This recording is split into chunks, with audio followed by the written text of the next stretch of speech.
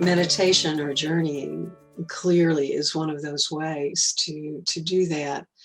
Um, I think having a spiritual practice is so very important. And my spiritual practice is centered with meditation, but and doing meditations like what we just did, and a lot of silent. But there are other types of meditation, even walking meditation, and chanting, and so finding a path that helps you stay in the center of that divine light that's flowing through is the way to do that. And when you get tired and don't want to be bothered, if you have a practice in place, it's much easier to step back into that when your mind wanders away from it, and you don't want to be bothered with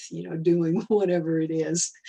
That if you have that practice, it's just like exercise. It's much easier to exercise or walk if you do it every day. And some days you don't feel like it, but it's easier the day after to jump back into that pattern. Well, a spiritual path is the same way. Having a spiritual practice can help us, bridge that gap and stay into that path. Listening to that voice within is another really important part of that.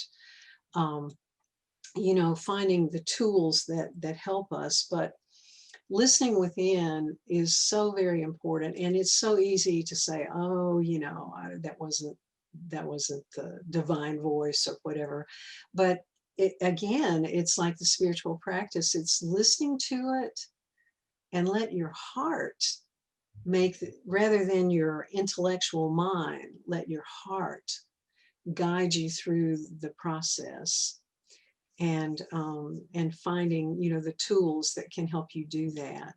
And then I think just as important as all of that put together is believing that we can make a difference. We have to put it into our hearts and say, yes, we really can do this.